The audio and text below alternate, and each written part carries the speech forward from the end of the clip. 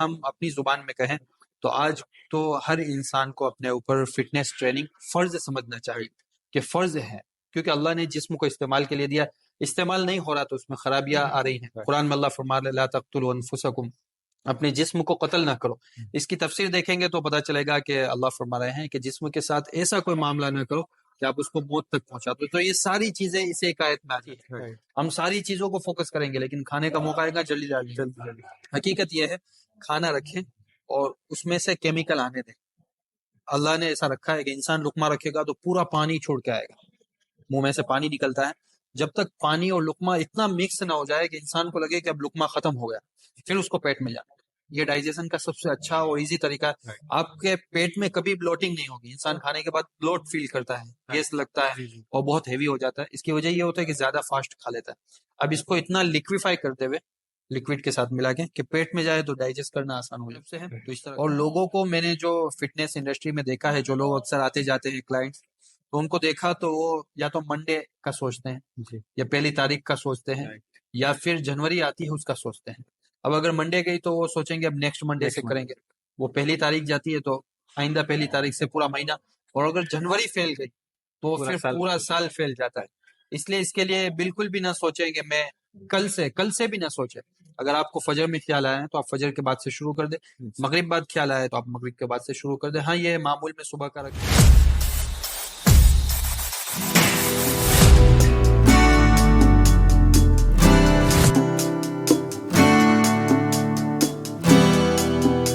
Hello everyone, my name is Uvaish Vohra और मैं आज आपके सामने एक ऐसी शख्सियत को लेकर आया हूं जो एक बिजनेसमैन है, एक रिलीजियस लीडर है, मुफ्ती है और एक प्रोफेशनल ट्रेनर है। बहुत सारी खूबियों के मालिक है। इन सारी बातों पे हम आज उनसे बातचीत करेंगे, तो उनसे बातचीत शुरू करते हैं। अस्सलाम वालेकुम मुफ्ती साहब। वालेकुम अस्सलाम। सबसे पहले, जो आपने बहुत सारी डिग्री अचीव की है, मुफ्ती है, आलिम है और हाफिज, उन तीनों में डिफरेंस क्या है? जी, ये सवालात कई मरतबा हमारे सामने आते हैं।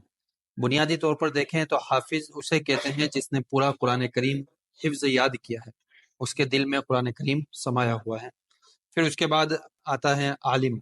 आलिम तकरीबन 7, 8 या 9 साल का कोर्स होता है, जिसमें उर्दू, अरबी, कुरान, हदीस, तफसीर, हिस्ट्री, सीरतुन नबी, इन सारी चीज़ों को आपके सामने बयान किया जाता है, जिसके नतीजे में आप आलिम होते हैं।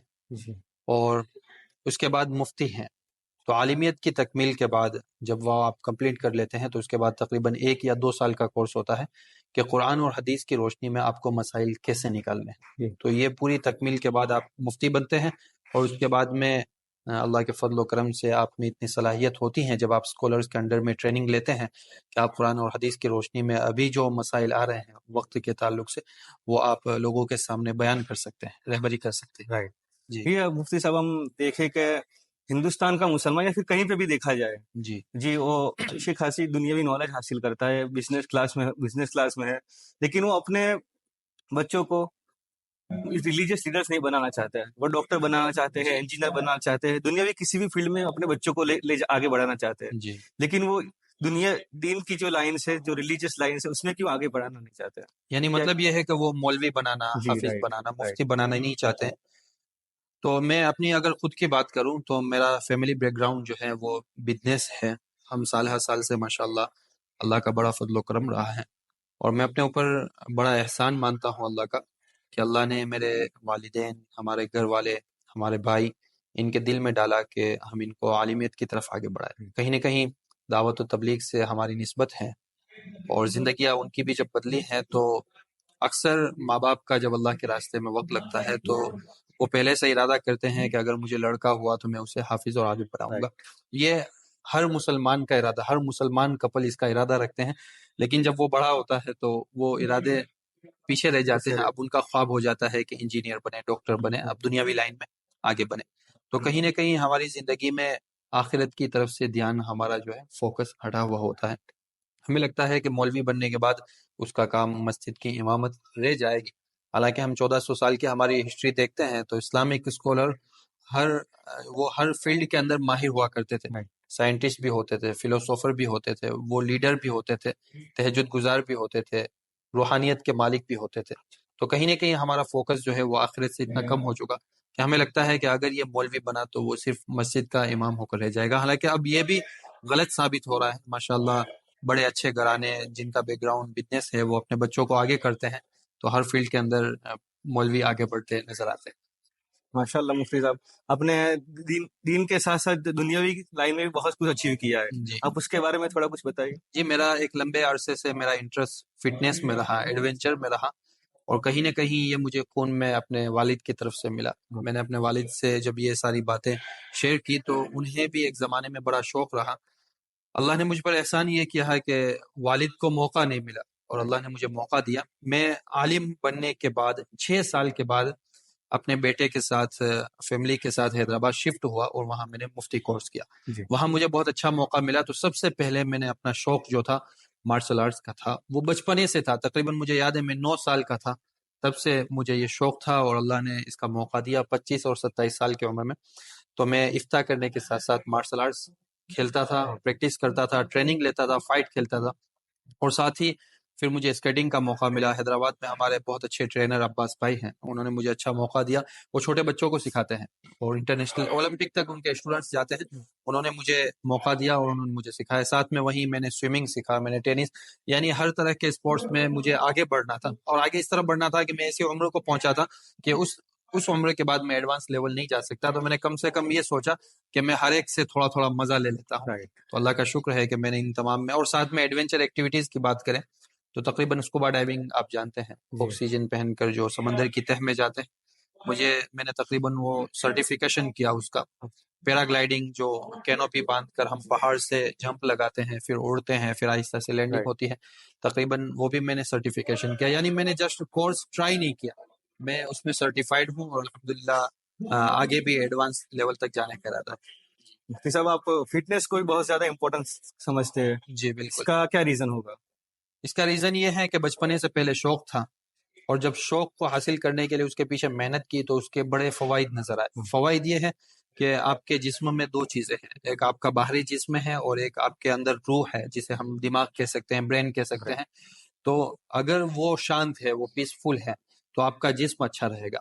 हम देखें कि हमारा स्ट्रेस लेवल है, ओवर थिंकिंग है, इन सारी चीज़ों की वजह से कहीं ना कहीं दिमाग में डिस्टर्ब चलता रहता है। तो मैंने जब इन सारी चीज़ों को, मार्शल आर्ट्स को ट्राई किया, तो मैंने देखा कि मेरा माइंड जो है वो पीसफुल बनता गया, बैलेंस आता गया। यानी हर हालत में अपने आप को कैसे शांत रखना, वो मार्शल आर्ट्स की बड़ी महारत का चीज़ होती है और लंबी ट्रेनिंग के बाद आती है कि आपके सामने कुछ भी हो रहा है, लेकिन जब आपने तय कर लिया कि नहीं, मुझे शांत रहना है, मुझे बैलेंस रखना है, पीसफुल रहना है, तो आप उसे अच्छे से कंट्रोल कर पाते हो। इसके अलावा लाखों फवायद है, और तकरीबन अगर हम अपनी जुबान में कहें तो आज तो हर इंसान को अपने ऊपर फिटनेस ट्रेनिंग फर्ज समझना चाहिए कि फर्ज है, क्योंकि अल्लाह ने जिस्म को इस्तेमाल के लिए दिया, इस्तेमाल नहीं हो रहा तो उसमें खराबियां आ रही हैं। कुरान में अल्लाह फरमा रहा है, ला तक़तुलू अनफुसकुम, अपने जिस्म को कत्ल ना करो।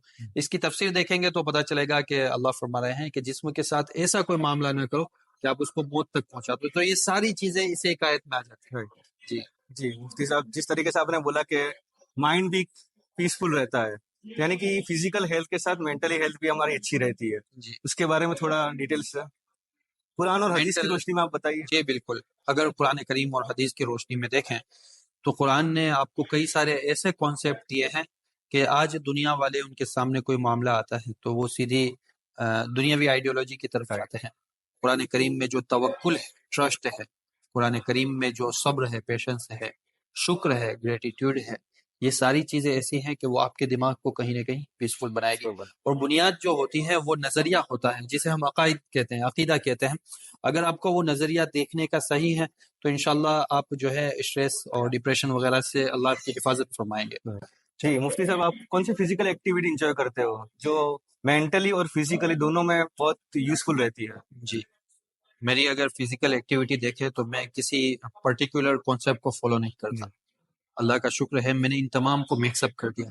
जैसे कोई योगा फॉलो करता है, कोई जिम एक्सरसाइज करता है, कोई रनिंग, कोई कार्डियोवास्कुलर, कोई फंक्शनल ट्रेनिंग, कोई मार्शल आर्ट्स ओनली। मैंने किसी एक पे अपने आप को उसका मोहताज नहीं रखा, मैंने इन तमाम को जो है जमा कर दिया है। और आप जब तमाम को जमा करेंगे तभी आप उससे फायदा उठा पाएंगे। किसी एक पर्टिकुलर कॉन्सेप्ट को फॉलो करेंगे तो शायद आप उतना बेनिफिट हासिल ना कर पाए जितना कि इन तमाम को मिक्सअप करके कर सकते हैं। तो मैंने सारी चीज़ों को मिक्स कर दिया है और उनको फॉलो करता हूँ।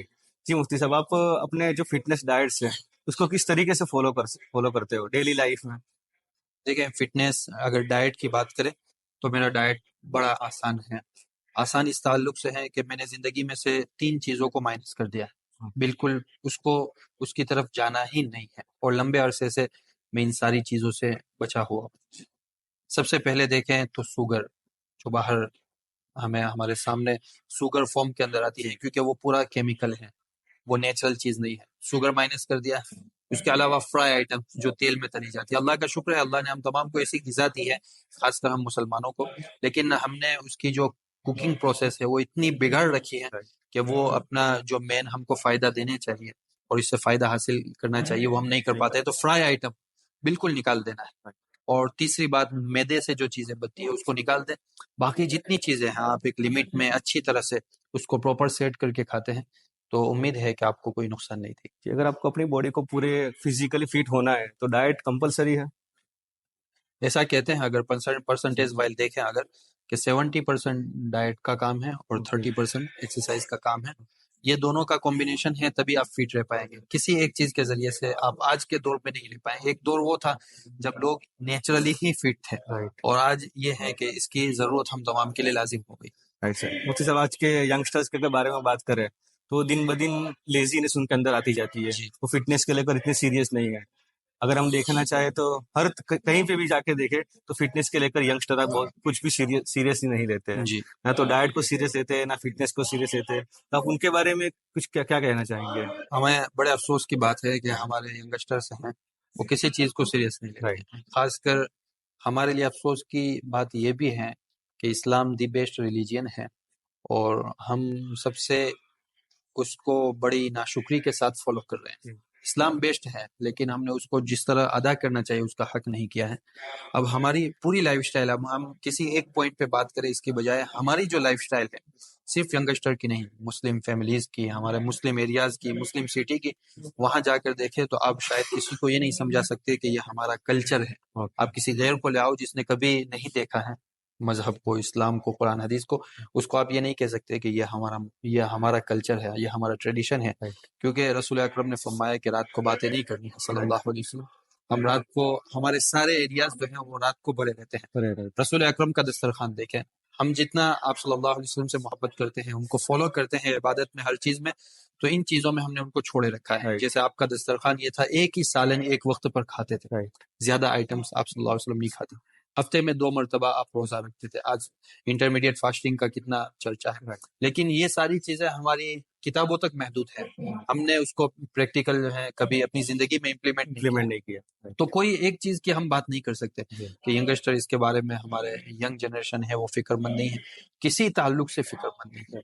वो सोशल मीडिया के हवाले हो चुका है और उन्हें जो समझ में आता है दुनिया, उनको लगता है कि रात को जागना अच्छी बात है, ज्यादा खाना अच्छी बात है, पार्टी करना अच्छी बात है और इधर उधर के खाने।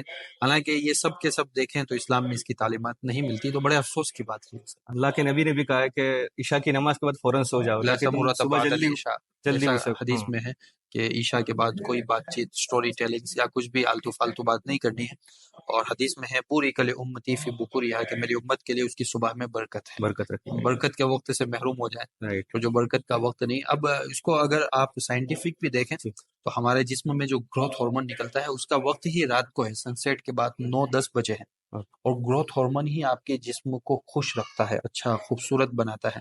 और आजकल जो हेयर फॉल से लेकर जितने सारे प्रॉब्लम्स हैं बॉडी के, अगर वो ग्रोथ हार्मोन कंट्रोल हो जाए सही माने में, इंसान, हमारा जिस्म है उसका अंदरूनी निजाम वायर या वायरलेस पे नहीं है, केमिकल पे है, केमिकल पे। जैसा आप करेंगे वैसा केमिकल रिलीज होगा। जैसे मर्द बनता है वो केमिकल से बनता है, औरत बनती है एस्ट्रोजन की वजह से बनती है, मर्द जो बनता है वो टेस्टोस्टेरोन की वजह से बनता है।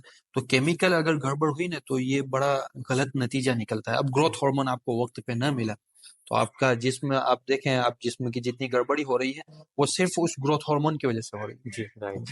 जी मुफ्ती साहब, फिटनेस के बारे में अगर बात करें, जो बॉडी बिल्डर्स होते हैं जो अपने मसल्स को शो करते हैं, सिक्स पैक्स बनाते हैं, उनकी क्या क्या सच्चाई होती है?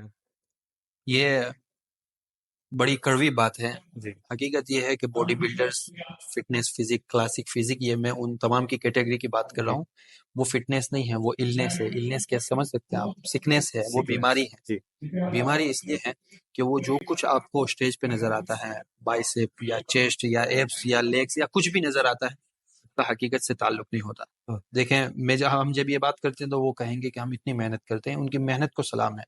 मेहनत, गलत काम करने वाला मेहनत करता है तो ऐसा नहीं कहेगा कि तुम मेरी इसलिए रिस्पेक्ट करो कि मैं मेहनत कर रहा हूँ। आप गलत कर रहे हो तो गलत है, अगरचे आप उसके पीछे। उनकी मेहनत देखें तो बहुत ज्यादा है। वो डाइट के एतबार से इतने पंक्चुअल होते हैं, डिसिप्लिन में होते हैं, ये सारी चीजें उनमें खूबियां है। लेकिन उनकी बुनियाद ये है कि वो ड्रग्स पे होते हैं। ड्रग्स का मतलब ये है कि वो अपने जिस्म में टेस्टोस्टेरोन और ग्रोथ हार्मोन डालते हैं। जी ये नेचुरल अल्लाह ने हमारे अंदर रखा है। अब क्या होता है कि जब वो अंदर डालते हैं बाहर से, तो हमारा अंदर का मशीन सोचता है कि मुझे जितना बनाना है उतना तो ऑलरेडी मेरे पास मिल रहा है बाहर जी से। वो बनाना बंद करता है, बनाना बंद करता है। जब वो स्टार्टिंग में लेते हैं ना तो उनकी मर्दाना ताकत बढ़ जाती है। ओके लेकिन जो ही वो छोड़ते जाते हैं, क्योंकि छोड़ना लाजिम है, उनका जो डॉक्टर ट्रेनर होगा वो उन्हें कहेगा कि अब छोड़ दो। तो ये पूरा जो गेम चलता है ना वो ड्रग्स पे है, ओके टेस्टोस्टेरोन पे है, इंजेक्शन पे है। और उन्हें बड़ी मकदार में रोजाना ग्रोथ हार्मोन डालना है। और उसका सबसे बड़ा असर दिमाग पे पड़ता है। पहले जब टेस्टोस्टेरोन लेते हैं तो उनको बड़ा फ्रेश फील होता है, लेकिन जो ही उन्होंने उसकी मिकदार कम की तो स्ट्रेस की तरफ जाते हैं। और खासकर फिर जब वो उसकी ये साइकिल होती है जी टेस्टोस्टेरोन की, वो जब बंद करते हैं तो अपने मशीन को एक्टिव करने के लिए फिर से उन्हें और इंजेक्शन लेने पड़ते हैं। राइट और मसला सिर्फ टेस्टोस्टेरोन के इंजेक्शन का नहीं है, उसके साथ जो उनके साइड इफेक्ट आते हैं, तकरीबन 10 से 12 या 15-20 पिल्स मेडिकेशन की वो लेते हैं। हेयर फॉल ना हो, स्ट्रेस ना हो, अच्छी नींद आ जाए, ये सारी चीज़ों को संभालने के लिए वो करते हैं। इसलिए ये जो कुछ नज़र आता है जी वो सिर्फ और सिर्फ ड्रग्स पे है, राइट टेस्टोस्टेरोन पे है और गलत इंजेक्शन पे है। हमारा जो मुस्लिम यूथ अभी उस तरफ जा रहा है, जी जी बड़े अफसोस की बात है कि वो दिखावा है। अगर उन्हें लगता है कि इससे गलत चीज़ें आ रही हैं तो उन्हें उससे रुक जाना चाहिए। राइट किसी खास पर्सनालिटी को इसकी वजह से फॉलो नहीं करना चाहिए कि राइट खूबसूरती आती है, फिटनेस आती है, इसलिए फॉलो नहीं करना चाहिए। राइट उससे अब जिस तरीके से आपने ड्रग्स के बारे में बात बताई, तो किस किस टाइप के ड्रग्स होते हैं? देखिए, ड्रग्स मुख्तलिफ किस्म पर हैं। जी कुछ इंजेक्टेबल होते हैं, कुछ पाउडर फॉर्म में होते हैं। और उन तमाम का जो कंटेंट है वो मुख्तलिफ होता है। जैसे अभी एक्चुअल में हमने टेस्टोस्टेरोन और ग्रोथ हार्मोन की बात कही, तो वो ऐसे हैं कि आपको नशा नहीं देते, लेकिन वो आपको एडिक्टेड कर देते हैं, यानी जी आपको उसकी लत लग जाती है। आपको उसके बगैर चलता नहीं है, आपकी सुबह या फिर आपका दिन उसके बगैर गुजर नहीं सकता। जी वो फिर आपको लेना ही लेना है। इल्ला ये कि आप कोई मेडिकेशन के जरिए से ट्रीटमेंट करा लें और उससे आप बच जाएं। राइट दूसरे ड्रग्स आज जो मार्केट में नजर आते हैं, जो यंगस्टर्स ले रहे हैं, और काफी आम है, बहुत ज्यादा आम है। जी उन उसकी बात करें तो वो पाउडर फॉर्म में होता है, जो अक्सर वो कागज में निकाल के वो नाक पे लगाते हैं जी और चढ़ा लेते हैं, अंदर राइट ले लेते हैं। और आज लोगों के दरमियान ये खुलकर इसलिए नहीं आ रहा कि आदमी जब शराब पीता है तो उसका नशा उसको चढ़ जाता है, वो आपे से बाहर हो जाता है। और ये पाउडर फॉर्म और इस तरह के जो नशे होते हैं, चाहे वो फिर इंजेक्टेबल हो या इस तरह के नशे, इससे ये इंसान के दिमाग में चढ़ते नहीं। इसका मतलब ये है कि इंसान आपे से बाहर नहीं होता, बस वो अंदर ही अंदर बहुत अच्छा महसूस कर रहा होता है। जी हत्ता कि आजकल जितनी कॉलेजेस हैं जहाँ बड़े एडवांस कोर्सेज होते हैं, यानी रीडिंग इतनी ज़्यादा रिक्वायरमेंट है कि तालिब इल्म और स्टूडेंट्स को सिर्फ 4 या 3 घंटे सोने मिलता है। ये सब जगह पर ड्रग्स का सहारा लिया जाता है, राइट वो सब जानते हैं। लेकिन वो चला रहे हैं, तरक्की मिल रही है इसलिए चला राइट रहे हैं। क्योंकि इंसान 3 घंटे के बाद 3 घंटे सोकर ज्यादा रीडिंग करना या माइंड पावर उसको पॉसिबल नहीं बढ़ाना वो होता पॉसिबल नहीं है। राइट इसलिए ये लोग ड्रग्स का सहारा लेते हैं, और उसका फायदा उन्हें ये होता है कि वो बहुत कम वक्त में ज्यादा याद कर लेते हैं। तो राइट जब इंसान ने देखा कि एक मरतबा एक बुक याद करने में मुझे महीना लगता है, उसके बजाय 10 दिन में हो जाता हो, तो फिर इंसान उसकी तरफ जाता है। राइट और फिर असल ये है कि ये इंसान को अंदर से खत्म करता जाता है, इंसान जो है कमजोर होता जाता है। और ऐसे लोगों को खाना भी याद नहीं आता। शराब पीने वाले खाना ज्यादा खाते हैं, उनकी बॉडी ज्यादा होती है। ड्रग्स लेने वाले बिल्कुल सूखते चले जाते हैं, क्योंकि उनको ना पानी की तलब लगती है ना खाना याद आता है। वो अपने दिमाग से इतने ज्यादा मस्त होते हैं कि और कुछ की तरफ उनको ध्यान नहीं हाँ जाता है। जी राइट ये मुफ्ती साहब अभी रिसेंटली एक न्यूज़ है कि 3500 टन ड्रग्स बरामद हुए हैं। जी बिल्कुल। तो अपने हिंदुस्तान में देखा जाए तो बहुत सारे यंगस्टर भी इस ड्रग्स को कंज्यूम करते हैं। बहुत ज्यादा करते हैं, बहुत ज्यादा करते हैं। और मैंने यही कहा कि बस फर्क यह है कि शराब बोतल की वजह से इंसान जो है उसको छुपाना उसके लिए बड़ा मुश्किल होता है। और और ड्रग्स ऐसी चीज है कि इंसान बाज मर्तबा एक छोटी सी थैली और पॉकेट में लेके जा रहा है, पता नहीं चल रहा। जी। घर में भी कभी किसी के जेब में से मेडिसिन निकली तो सर दर्द समझा लिया जाता है राइट। कि भाई सर दर्द की गोली होगी, हालांकि उसी को ये लोग चूड़ा बनाकर और पाउडर बनाकर ले लेते हैं और फिर उसकी आदत उनकी तरफ आगे बढ़ती जाती है। और ये इतना मुश्किल काम है। ये सारी चीजें इसी तरह आम होती है, फ्रेंड सर्कल है। और हत्ता कि मैंने तो यहाँ तक सुना कि कॉलेजेस में जहाँ मसाजिद होती हैं वहाँ अगर स्टूडेंट्स ज्यादा देर बैठे रहते हैं नमाज के बाद, तो हमें पता है कि बंदा नमाज के लिए तब जाता है बाज मरतबा तो उसको अल्लाह की जरूरत होती है कि अल्लाह इम्तिहान में कामयाब कर दे, मैं स्ट्रेस से गुजर रहा हूँ। तो जो ड्रग्स डीलर होते हैं वो देखते हैं मस्जिद में कौन ज्यादा बैठता है नमाज के बाद, उसको जाकर चखाते हैं और फिर उसको पता है कि ये तो फुल रेडी हो जाएगा, खुश हो जाएगा, फिर उनकी सप्लाई इस तरह से आगे बढ़ती है। ओके, उस हमारे तरीके से उनको मुआशरे लत में भी लगती है। बहुत ज्यादा फैला हुआ है, बहुत ज्यादा फैला हुआ है। और हकीकत यह है कि हम तमाम को ही इस ताल्लुक से फिक्र करके इसको खत्म करने की कोशिश करनी चाहिए। और ये अब ये जो है लड़कों में से लड़कियों की तरफ भी आ रहा है, राइट। लड़कियां भी इसे ले रही हैं, बल्कि कुछ इलाके में तो लड़कों के मुकाबले में लड़कियां ज्यादा ले रही हैं, इतना बुरा हाल है। भाई, जो ये ड्रग्स का जो माहौल जो आम हो रहा है, उसको हम किस तरीके से कम कर सकते हैं? उसको यानी कि जो ड्रग्स ऑलरेडी ले रहे हैं, उनको किस तरीके से उससे छुटकारा ले सकते देखिए हैं? पहले तो जो नहीं ले रहे हैं उनको समझाना है, क्योंकि राइट। कोई ना कोई इंसान स्ट्रेस में उसकी तरफ चला जाता चला। है। एक पार्ट ये है, एक लोग वो है, एक तबका वो है जिसे आप ग्रुप को बचा सकते हैं कि भाई इस तरफ ना जाए। जी। तो ये बड़ा आसान काम है। जो चले गए हैं उनको वहां से निकालना बड़ा मुश्किल काम है, और उसके लिए तुम्हें प्रोफेशनल की मदद की जरूरत पड़ेगी।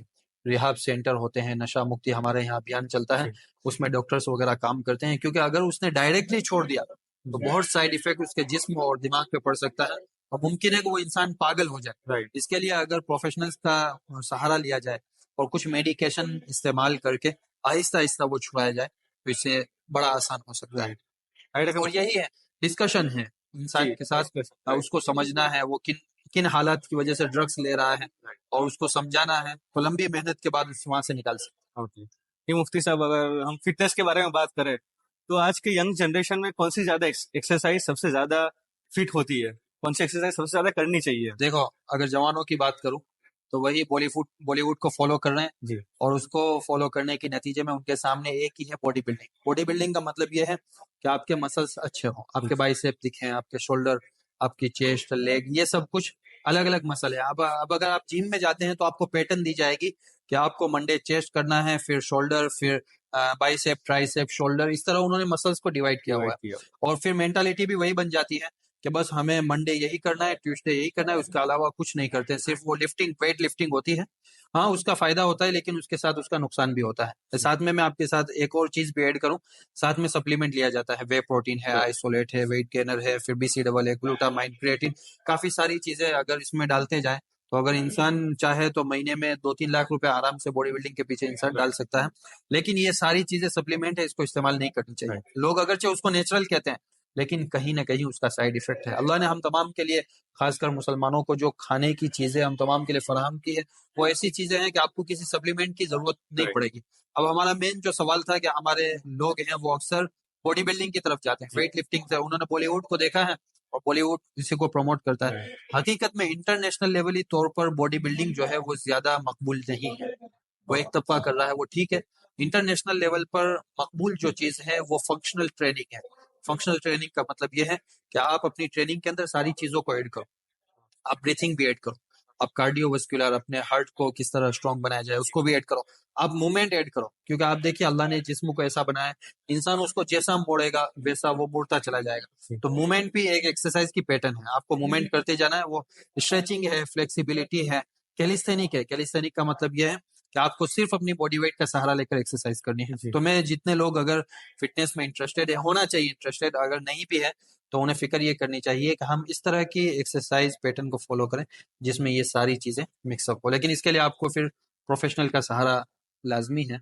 इंशाल्लाह धीमे धीमे इंसान सीखता जाता है। जी मुफ्ती साहब, बहुत जगह पर देखा गया है कि जो आप जिस तरीके से प्रोफेशनल जो मुफ्ती साहब होते हैं या फिर रिलीजियस लीडर्स होते हैं, वो इस फील्ड में ज्यादा तो जाते नहीं है। जैसे कि आप बिजनेसमैन भी है, आपने बॉडी बिल्डिंग के अंदर भी आप माशाल्लाह प्रोफेशनल ट्रेनर भी है, उस फील्ड में आप बहुत सारे लोग ज्यादा तो जाते नहीं है। आप उस फील्ड में हैं, तो आप किसको फॉलो करते हैं? यानी किस कोई हीरो को फॉलो करते हैं, बॉलीवुड को फॉलो करते हैं या फिर हॉलीवुड को फॉलो करते हैं? इनमें से तो किसी को फॉलो नहीं करते। अलबत्ता हदीस, कुरान इनमें जो बातें हमने सीखी है रसूल अकरम सल्लल्लाहु अलैहि वसल्लम के साथ में सहाबा किराम की बातें हम जो सुनते थे कि वो एक छोटे से सहाबी थे, लेकिन उनकी दौड़ इतनी ज्यादा थी कि वो अकेले तीरंदाजी के जरिए से बड़े से मजमे को उन्होंने दिखा दिया था। इसके अलावा हजरत अली रजी अल्लाह अन्हु की ताकत के बारे में है कि उन्होंने वो खैबर का पूरा दरवाजा ही उठाकर फेंक दिया था। इसके अलावा तमाम सहाबा किराम थे, उनकी फिजिकल फिटनेस भी इतनी ज्यादा थी, और उनकी अगर मेंटली फिटनेस की बात करें तो शायद मुझे लगता है कि फिजिकली से ज्यादा वो मेंटली ज्यादा फिट थे। वो उनकी इतना ज्यादा स्ट्रांग थे क्योंकि उनके पास तवक्कुल, सब्र, शुक्र, ईमान, यकीन, ये सारी चीजें थी। तो मैंने मेन कॉन्सेप्ट अगर मैं अपनी बुनियाद बयान करूं तो मैं, आप जो बॉडी बिल्डिंग कहते हैं, मैं एक्चुअल में फिटनेस में हूँ, बॉडी बिल्डिंग नहीं कह सकते। बॉडी बिल्डिंग का मतलब सिर्फ ये है कि मसल्स बनाना है। मेरा टारगेट या फिर मैं जो ट्रेनिंग पैटर्न फॉलो करता हूँ, इसमें ये नहीं है, इसमें सब कुछ है। यानी मोबिलिटी भी आएगी, आपका शोल्डर कितना अच्छी तरह से घूम सकता है, स्पाइन जो है वो इंसान की बुनियाद है कोर में, तो वो उसको आप आगे पीछे ऊपर नीचे और दोनों तरफ कितना अच्छी तरह मूवमेंट दे सकते हैं, आपकी लेग में स्ट्रेचिंग कैसी है, तो ये सब कुछ है। और ये सब कुछ एक्चुअल में शुरू हुआ मार्शल आर्ट्स से। साहबा किराम की जो ट्रेनिंग थी वो एक्चुअल में मार्शल आर्ट्स कह सकते हैं, तलवार उठाना और इस तरह की सारी चीजें, तो इससे शुरू हुआ। फिर मुझे जो चीज लगती गई कि अब इससे मैं अपने आप को और फायदा पहुंचा सकता हूँ, तो मैंने उसको सीखा और उसको अपनी लाइफ में इम्प्लीमेंट किया, तो इससे मुझे फायदा हुआ। ये फिजिकल ट्रेनिंग के साथ साथ मेंटल भी ठीक होना भी बहुत ज्यादा जरूरी है। बहुत जरूरी है। साहबा किराम की जब बात आई तो हमने इसीलिए बात कही कि वो फिजिकली जितने थे उससे ज्यादा वो मेंटली स्ट्रांग थे, और उनकी बुनियाद उनका यकीन था, अल्लाह की जात से यकीन था कि उन्होंने अल्लाह के साथ उतनी वफादारी की थी कि उनका यकीन था कि अल्लाह भी हमसे राजी है और हमारी मदद करेगा। इसलिए जैसे नस्रुम मिनल्लाहि व फतहुन करीब, ये इनका यकीन था कि अल्लाह की मदद जरूर आकर रहेगी, और रसूल अकरम सल्लल्लाहु अलैहि वसल्लम पे यकीन था। आपने कह दिया जैसे कुरान करीम की आयत है कि जल्द फतह याबी होगी, तो उन्हें यकीन था कि हमें फतह मिलने वाली है। और आज के दौर में अगर बात करें तो हम इसमें बहुत ज्यादा पीछे हैं। जी मुफ्ती साहब, फिजिकल हेल्थ में अगर बात करें तो जो जेंट्स है वो तो अगर जिम और सब वगैरह ज्वाइन करके अपने फिजिकल हेल्थ को स्ट्रॉन्ग कर सकते हैं, लेकिन अगर और लेडीज की बात करें तो वो किस तरीके से अपने आप को स्ट्रॉन्ग रख सकती है? जी, देखें, अगर लेडीज की बात आए तो मैं पर्सनली ये राय रखता हूँ, ओपिनियन रखता हूँ कि उन्हें जिम नहीं जाना चाहिए, क्योंकि मैंने इंडस्ट्री को बहुत करीब से देखा है, जिम के माहौल को बहुत करीब से देखा है। और ये तो जेंट्स की भी बात आएगी तो वो टॉपिक अलग है हमारा, लेकिन मस्तूरात के ताल्लुक से, लेडीज के ताल्लुक से बात करूंगा कि नहीं जाना चाहिए, क्योंकि बहुत गंदा माहौल है, बहुत ज्यादा गंदा माहौल है, और ये सब छुपा हुआ है चार दीवारी में। फिटनेस के नाम पर, खूबसूरती के नाम पर, अच्छी फिजिक्स, हेल्थ और इन सारी चीजों के नाम पे छुपा हुआ है। पर्दे के पीछे बहुत गंदी दुनिया है। बड़ा आसान है, मस्तूरात अगर घर में एक्सरसाइज करना चाहती है, यूट्यूब पे कई सारे वीडियोज हैं, थोड़ा बहुत समझ कर, रिसर्च करके, किसी प्रोफेशनल लेडी ट्रेनर का सहारा लेकर कुछ वीडियो तय कर ले, आधे पौने घंटे 1 घंटे के वीडियोज है, वो शुरू कर देना है कि मुझे ये जो कर रही है मुझे बस वही करना है। अगर लेडीज इस तरह से पैटर्न फॉलो करती है घर में, तो उनके लिए फिटनेस हासिल करना बड़ा आसान काम है, तो इन्हें इसी पैटर्न को फॉलो करना चाहिए। आपने जिस तरीके से बताया कि सहाबा किराम की बात की, तो उनके ताल्लुक से मेंटली फिट रहने के लिए क्या जरूरी है और इसके लिए क्या क्या असबाब इख्तियार करने पड़ेंगे?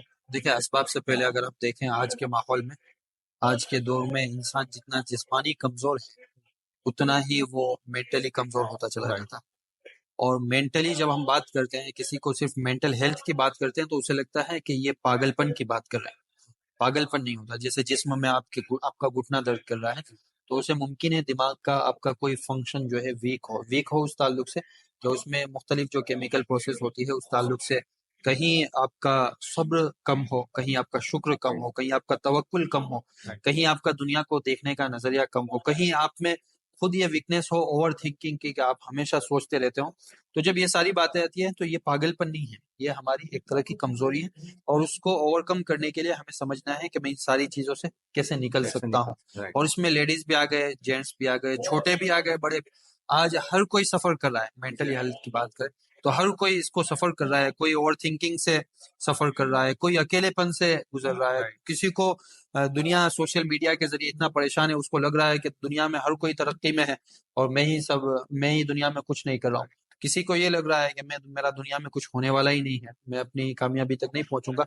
ये सारी चीजें, ये अमराज जो है, ये बीमारियां इंसान को घेरे हुए हैं, और उसका नतीजा फिर जिस्म में पड़ता है। हत्ता कि यहाँ तक कहते हैं कि बड़ी बड़ी बीमारियां हैं, कैंसर और डायबिटीज की बुनियादी वजह देखें तो वो मेंटल कोई कमी होती है जो इंसान सोच सोच कर अपने जिस्म का वो हिस्सा खराब कर देता है। राइट। जी ठीक, मुफ्ती साहब फिजिकल की बात कर रहे हैं, फिजिकल हेल्थ की, तो उसमें हम यंगस्टर को आज के देख रहे हैं, आज की जो यंगस्टर्स है उन सबके पेट बाहर पेट मोस्टली लोगों को देखते हैं कि उन सबके पेट बाहर बाहर निकले होते जी हैं। जी तो अगर बचपन से ही उनको क्या ट्रेनिंग देनी चाहिए कि वो फिजिकल हेल्थ को लेकर सीरियस रहे? जी क्योंकि देखते हैं हम लोग के जब कॉलेज में जाते हैं या फिर स्कूल में जाते हैं वो जंक फूड के आदी हो जाते हैं, अपना घर का खाना वो भूल जाते हैं या फिर मोस्टली जंक फूड के आदी हो जाते हैं। तो उनको किस तरीके से बचपन से ही ट्रेनिंग दे? बिल्कुल सही बात है। देखिए बुनियाद बचपना है, राइट। और अगर हम बचपन से ही बात करें, अगर हम अपने किड्स को, सन और डॉटर को हेल्थी, फिट, मेंटली और फिजिकली बनाना चाहते हैं तो उसकी एक लंबी प्रोसेस है। जी। सबसे पहली बीमारी अगर मैं बात करूं तो मोबाइल छुड़वाना बच्चों को। राइट। मोबाइल खेलने की वजह से उनका माइंड जो है वो उतना डेवलप नहीं हो पाता है, और साथ में उनकी बॉडी डेवलप नहीं हो पाती है, क्योंकि अल्लाह ने बच्चों को ऐसा बनाया है कि बच्चा जितनी मूवमेंट करेगा, जितना मिट्टी में खेलेगा, जितना गिरेगा, जितना कूदेगा, भागेगा, दौड़ेगा, जितना काम ज्यादा करेगा, उसका माइंड भी डेवलप होगा और उसकी बॉडी बॉडी भी डेवलप होगी। और सबसे पहली बुनियाद हम उसी में कमजोर है। राइट। अब उसमें कमजोर है, उसके अलावा बाकी चीजों को कवर करना चाहते हैं तो मेन कमी तो हम दूर नहीं कर रहे हैं। तो इसलिए बचपना जो है 5 साल 10 साल ये खूब खेलने कूदने में इस तरह के एक्टिव गुजरे, खूब दौड़ता हो, भागता हो, इधर उधर चढ़ना हो, उतरना हो, मिट्टी में खेलना हो, ये बच्चे के लिए लाजमी है उसके माइंड को डेवलप करने के लिए। दूसरी बड़ी कमजोरी है कि बच्चे को खिलाते वक्त मोबाइल दे देते हैं। जी। राइट। ये बड़ी खतरनाक बीमारी है कि जब बच्चा मोबाइल में देख कर खा रहा है तो एक्चुअल में वो खा नहीं रहा है, वो पेट में खाना डाल रहा है। और खाना उसको कहते हैं, जैसे माशाल्लाह हमारे दीन ने कितना तरीका बताया, हाथ धोए, टेक लगा कर ना बैठे, दस्तरखान पर जमीन पर बैठे। रसूल अकरम सल्लल्लाहु अलैहि वसल्लम फरमाते थे कि मैं चाहता हूं कि मैं गुलाम की तरह खाऊं। गुलाम का मतलब बिल्कुल ऐसे खाऊं कि जैसे कोई बंदा खा रहा है। और उसके बाद रसूल अकरम सल्लल्लाहु अलैहि वसल्लम चबा कर खाते थे और माइंड वहीं वहीं रखते थे। कैसे रखते थे? ये भी अहादीस में है, प्रैक्टिकल अहादीस में है कि आप लुकमा लेते तो हर लुकमे पर अल्हम्दुलिल्लाह कहते थे। जी। ये क्या इस्तेजार है कि मैंने खाना खाया है, अल्लाह की नेमत है। तो ये सारा आपका फोकस है, आपका ध्यान वही है कि आप खाना खा रहे हैं। राइट। तो इससे ये होता है कि ब्रेन की तरफ से सिग्नल्स जाते हैं पेट को, डाइजेशन पावर को, सिस्टम को, कि अब खाना आ रहा है, उसको तुझे इस तरह चबाना है। बच्चे को आप देख लें, अगर बच्चा कोई वीडियो देख रहा है और उस वक्त खा रहा है, उसके पेट में कुछ जा रहा है, तो वो ब्रेन मोबाइल में लगा हुआ है, राइट। ब्रेन नहीं है। राइट। और अगर साथ में दूसरी टॉपिक मिक्स होते जाते हैं, मल्टीटास्किंग जो है वो दिमाग के लिए नहीं है। हमारे दिमाग के लिए नहीं है कि आप साथ में 2 4 5 7 काम करते हो। या हमारे दिमाग के लिए अल्लाह ने नहीं बनाया। हमारे दिमाग का काम है एक ही जगह फोकस। नमाज भी पढ़ रहे हैं तो खुशू खुजू का मतलब यह है कि आप सिर्फ नमाज में फोकस करें। आप दुआ मांग रहे हैं तो फिर सिर्फ दुआ में। इसी तरह आप दुनियावी भी कोई काम कर रहे हैं तो उस वक्त सिर्फ आप मन लगाकर वहां करें, तभी आप उसमें कामयाब हो पाएंगे। अब बच्चे जब खाते हैं उस वक्त मोबाइल में ध्यान है तो उनके डाइजेशन का क्या होगा? माइंड मसल कनेक्शन नहीं होगा, उनका डाइजेशन पावर ठीक नहीं होगा, सिस्टम बिगड़ जाएगी। तो इससे कितने सारे नुकसान होते हैं। तो ये तो सिर्फ बच्चों का मामला हुआ। बड़ों की तरफ आते हैं तो अल्लाह का शुक्र है, अल्लाह ने हमें नमाज दी है तो हमारे घुटने वर्क कर रहे हैं। बाकी देखो लोग इंग्लिश टॉयलेट यूज करते हैं, बेड पे सोते हैं, कार में बैठते हैं, ऑफिस में चेयर में बैठते हैं, तो घुटने मुड़ने वाले नहीं, साल हर साल तक घुटने नहीं मुड़ेंगे तो वो जम जाएंगे, फिर बीमारी आगे बढ़ती जाती है। इसलिए बुनियाद ये है अपने आप को एक्टिव बनाना, चलना। हजरत उमर रज़ी अल्लाह अन्हु का मशहूर कौल है, वो कहते थे कि पेट वालों तुम अपने पेट को दूर करो, क्योंकि ये सारी चीज, ये पेट तुम्हें इबादत से रोकेगा, सुस्ती पैदा करेगा, काम में भी तुम सुस्त हो जाओगे और तुम्हारी हेल्थ और सेहत को खराब कर देगा। और वो ऐसा कहते थे कि ताकत हासिल करो। ताकत हासिल करने का मतलब प्रैक्टिस करो कि तुम ताकत हासिल करो, क्योंकि ये सारी चीजें तुम्हें इबादत में एक्टिव रखेगी, तुम्हारे अंदर चुस्ती लाएगी। तो ये सारी चीजें हमें दीन से ही मिलती है। जी। बहुत सारी बीमारियां ऐसी है कि अगर आपका पेट बढ़ा हो तो बहुत सारी बीमारी, जैसे डायबिटीज है, थायराइड है। पेट अगर देखें क्यों बढ़ता है, मेन सवाल तो है पेट क्यों बढ़ता है, इंसान का जिस्म क्यों बढ़ता है। कुरान की आयत है, कुलू वशरबू वला तुसरिफू, खाओ पियो लेकिन इसराफ मत करो, ज्यादा मत खाओ। अगर मैं इसको साइंस की जुबान में समझाऊं तो ये है कि जैसे आप दिन में 2000 कैलोरी इस्तेमाल कर रहे हैं, 1500 1000 कैलोरी इस्तेमाल कर रहे हैं और आप पेट में डाल रहे हैं 3000 किलो कैलोरी, तो 2000 इस्तेमाल हो गए, 1000 तो आपके जिस्म में स्टोर होगी। और वो स्टोर होते एक महीने में नहीं हो जाती है, इसको लगते हैं साल हर साल, लेकिन एक मरतबा स्टोर होते होते होते फिर इंसान का पेट भी निकला, चेहरा भी फूलने लगा, जिस्म भी फूलने लगा। फिर उसको 50 साल के बाद एहसास होता है कि अब 3 महीने में बॉडी कम कर देनी है, तो ये नहीं होता पॉसिबल। फिर वो दूसरा स्ट्रेस आता है बॉडी पे कि अब ये मेरे साथ क्या जुल्म हो रहा है, तो फिर उसके साइड इफेक्ट्स अलग आते हैं। सब तो एज अ मुस्लिम की डेली लाइफस्टाइल क्या होनी चाहिए? देखिए डेली लाइफस्टाइल रसूल अकरम सल्लल्लाहु अलैहि वसल्लम की अगर देखें तो आप घर में रहते थे, जी और घर में रहते थे तो घर वालों के साथ बहुत ज्यादा मिले जुले रहते थे। हज़रत आयशा फरमाती है, हमारे दरमियान होते तो ऐसे लगता है कि ये अब हमारे हैं सिर्फ।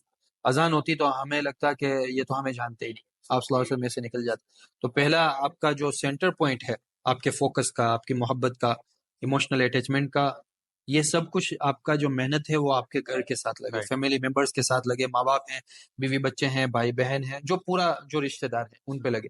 फिर उसके बाद उसके दूसरे नंबर पर बात आती है मस्जिद की, दीन की, जो 5 वक्त की नमाज़ें फ़र्ज़ है, और हमारे यहाँ हर जगह मस्जिद में दीन की मेहनत होती है, तो उस जगह दीन को सीखना हो। घर में वक्त लगाने का मतलब ये नहीं है कि सिर्फ टाइम स्पेंड करें, बल्कि क्रिएटिव एक्टिविटी हो, तरबियत हो, इस्लाह हो, क्योंकि बच्चे हैं, बड़े हैं, बड़ों के साथ इकराम हो, छोटों के साथ शफ़क़त हो, ये सब कुछ मिला-जुला के बात है। मस्जिद की बात है तो वहाँ दीन का मामला है, और तीसरा हमारा पॉइंट तिजारत है ही। तो इन तीनों चीज़ों पर हमें वक्त लगाना चाहिए। तिजारत नेचुरल चीज़ है, इंसान कमाने के लिए वहाँ जाएगा, वहाँ ख्याल रखें रसूल अकरम सल्लल्लाहु अलैहि वसल्लम ने फरमाया ताजिरुस सदूकुल अमीन, कि सच्चा पक्का अमानतदार ताजिर क़यामत के दिन अंबिया, औलिया और शुहदा के साथ होगा। तो हमारी तिजारत भी दुनिया नहीं है। असल हमें ये बड़ी गलतफहमी होती है कि हमारी दीन ये है, दुनिया ये है। बुखारी की पहली हदीस इसीलिए है कि इमाम बुखारी हमें बता रहे हैं कि मैं इतनी बड़ी किताब लिख रहा हूँ, मेरी नीयत दीन की खिदमत है, अगर इसके और कोई नीयत हुई तो मेरा बुखारी लिखना भी फेल जाएगा। राइट तो उन्होंने इन्नमल आमालु बिन्नियात बुखारी की पहली हदीस रख दी। हम क्रिकेट भी खेल रहे हैं, हम सफर भी कर रहे हैं, हम मस्ती मजाक भी कर रहे हैं, हम किधर जा रहे हैं, हमारी नीयत दीन है, तो इंशाल्लाह क़यामत के दिन उसका बड़ा अजीब सवाब मिलेगा। अब ये ट्रायंगल है, तो हमें अपने वक्त का निज़ाम ऐसा बनाना है कि हम इस ट्रायंगल को सही तौर से अदा कर सके। सबसे पहले जैसे रात से शुरू करते हैं, इशा के बाद सो जाए, हर हाल में जल्द सो जाए, बच्चों को भी सुलावे, घर वालों को भी सुलावे, और सुबह में तहज्जुद औला दर्जा है, हमारी प्रायोरिटी यही हो, कम से कम फजर में उठ जाए। जी वो दिन में बरकत और रहमत नहीं हो सकती है जिसकी शुरुआत और इब्तिदा फजर के बगैर हो, नहीं हो सकती, क्योंकि इस फजर की इब्तिदा में नींद को मौत से तशबीह दी है। नींद गोया इंसान मर जाता है, मर जाता आधा मर जाता है। तो अगर इंसान को नींद के बाद दूसरी जिंदगी मिली है, तो उस जिंदगी में उसकी जिम्मेदारी है कि सबसे पहले अल्लाह का फर्ज अदा करे, और अगर नहीं करता तो उस दिन में रहमत और बरकत कैसे हो सकती है। है तो सबसे पहले अल्लाह के सामने सजदा करे, फजर पढ़े, और उसके बाद हो सके तो इशराक तक मस्जिद में रहे। फिर बहुत अच्छा वक्त होता है, क्योंकि हमारे नौ हम मैं अक्सर लोगों की लाइफस्टाइल देख के बात कर रहा हूँ, 8 9 10 बजे कारोबार शुरू, सिटी में तो 11 बजे शुरू होता है, तो इसके पास है 2 3 घंटे। तो बेहतर यह है कि 1 घंटा, 1.5 घंटा, आधा घंटा, पौना घंटा ये फिटनेस एक्टिविटी में दे, चाहे फिर वो घर पे एक्सरसाइज करे, बाहर दौड़ने जाए, स्विमिंग जाए, कुछ भी जाए। फिर उसके बाद की पूरी तिजारत जो इंसान जुड़ेगा, जोहर तक उसी में रहेगा, जोहर मस्जिद में अदा करे, फिर उसके बाद टिफिन ले जाते हैं यहाँ घर पे, तो फिर उसके बाद आती है कि ऐसा खाना ले जाए जिसमें तेल ना हो, फ्राई आइटम ना हो, मिठाई ना हो, सीधा साधा खाना हो, चबा कर खाए। ये बुनियादी गलती है। राइट हम सारी चीजों को फोकस करेंगे, लेकिन खाने का मौका आएगा जल्दी जल्दी। जल्दी जल्दी हकीकत यह है, खाना रखें और उसमें से केमिकल आने दें। अल्लाह ने ऐसा रखा है कि इंसान लुकमा रखेगा तो पूरा पानी छोड़ के आएगा, मुंह में से पानी निकलता है। जब तक पानी और लुकमा इतना मिक्स ना हो जाए कि इंसान को लगे कि अब लुकमा खत्म हो गया, फिर उसको पेट में जाए। ये डाइजेशन का सबसे अच्छा और इजी तरीका है। राइट आपके पेट में कभी ब्लोटिंग नहीं होगी, इंसान खाने के बाद ब्लोट फील करता है, गैस लगता है, जी जी और बहुत हेवी हो जाता है। इसकी वजह ये होता है कि ज्यादा फास्ट खा लेता है। अब इसको इतना लिक्विफाई करते हुए, लिक्विड के साथ मिला के, कि पेट में जाए तो डाइजेस्ट करना आसान हो जाए, तो इस तरह खाना खाए, फिर असर, मगरिब, इशा, और फिर आगे का जो मामूल है। राइट मेन यानी दीन दीन है, और फिटनेस को दीन का हिस्सा समझे ना आप। फिटनेस दीन से अलग नहीं है। राइट कुरान करीम का हुक्म है, रसूल अकरम सल्लल्लाहु अलैहि वसल्लम की सुन्नत है। 3 स्पोर्ट्स पसंद थे, एडवेंचर जो थे, इसमें आर्चरी है, तीरंदाजी है, स्विमिंग है, और हॉर्स राइडिंग हॉर्स है। ये राइडिंग रसूल अकरम सल्लल्लाहु अलैहि राइट वसल्लम हजरत आयशा के साथ खुद उन्होंने दौड़ लगाई है, कौन पहले होता है। आप सल्लल्लाहु अलैहि वसल्लम एक उम्र में जीत, यानी आपकी शादी तकरीबन 50 साल के बाद हजरत आयशा के, यानी आपने 50 55 के दरमियान दौड़ लगाई। जी आज के दरमियान 50 55 यानी समझते हैं आप रिटायरमेंट है जी राइट फिजिकली। आपने उस जमाने में दौड़ लगाई है, एक उस जमाने में दौड़ लगाई, और एक जब हजरत आयशा की बॉडी बढ़ चुकी थी जी थोड़ी नॉर्मली, उस वक्त दौड़ लगाई है जब हजरत आयशा हार गई, पहली मर्तबा जीती थी जी जब उनकी बॉडी बिल्कुल नॉर्मल नॉर्मल सादी थी।